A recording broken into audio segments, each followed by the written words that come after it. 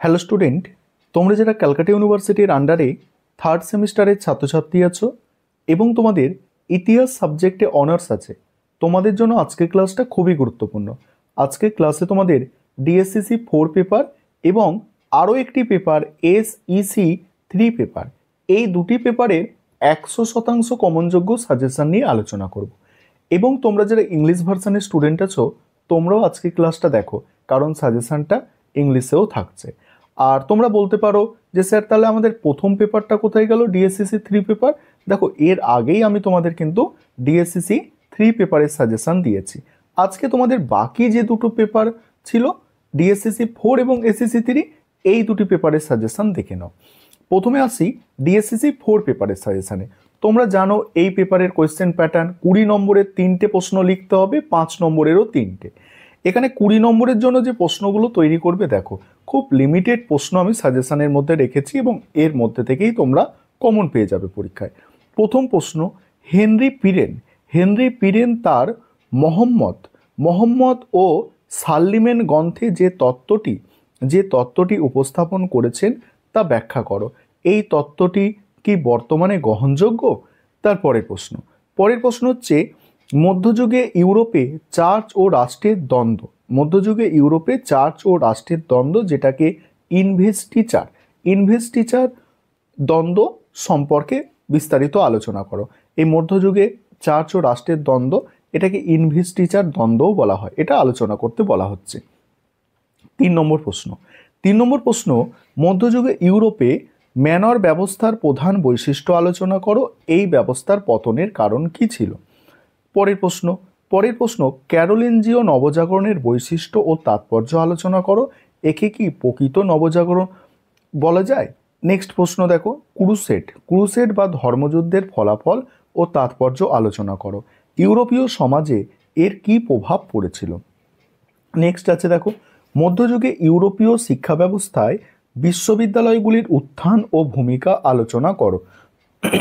পরের প্রশ্ন, 7 দাগের প্রশ্ন, রোমান সাম্রাজ্যের পতনের কারণ সংক্রান্ত বিভিন্ন ঐতিহাসিক বিতর্ক বা ইতিহাস চর্চা আলোচনা করো।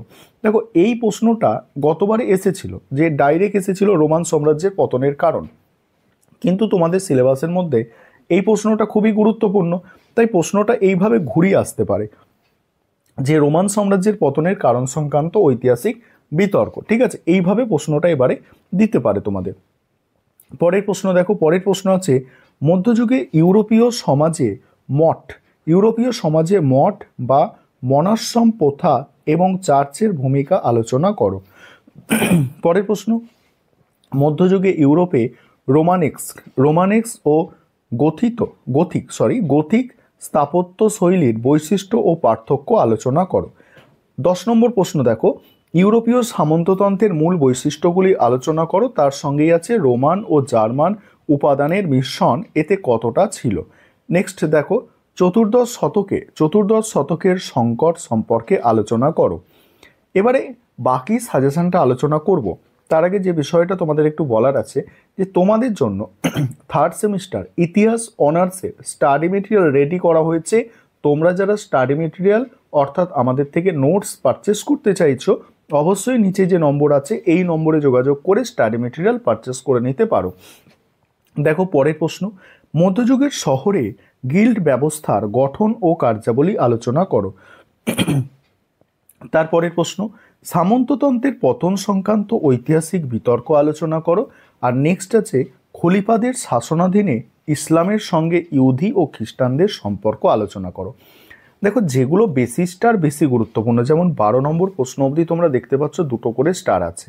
প্রথম দিকে যে প্রশ্ন আছে, ধরো 1 নম্বর প্রশ্ন সব থেকে বেশি গুরুত্বপূর্ণ, এইভাবে গুরুত্ব অনুযায়ী সাজেশনটা সাজানো হয়েছে। তারপরে 5 নম্বরের প্রশ্ন দেখো, 5 নম্বরের প্রশ্ন, প্রথম প্রশ্ন হচ্ছে ইনভেস্টিচার দ্বন্দ্ব। নেক্সট আছে ক্লুনির সংস্কার আন্দোলন। নেক্সট সেন্ট বেনেডিক্টস ও সন্ন্যাসবাদ। নেক্সট গিল্ড ব্যবস্থা। পরের প্রশ্ন দেখো, পরের প্রশ্ন আছে যে কৃষ্ণ মৃত্যু বা ব্ল্যাক ডেথ। নেক্সট আছে দেখো, গথিক স্থাপত্য রীতির বৈশিষ্ট্য, স্কলাটিজম বা পণ্ডিতি দর্শন, সার্ফ বা ভূমিদাস ও স্বাধীন কৃষকদের পার্থক্য। নেক্সট আছে দেখো, ভ্যাসাল বা সামন্ত, অনুচর ও ফিয়েক। নেক্সট আছে তিন ক্ষেত কৃষি ব্যবস্থা, দ্বাদশ শতকীয় নবজাগরণ, ম্যানর ব্যবস্থার গুরুত্ব বা ম্যানর কি।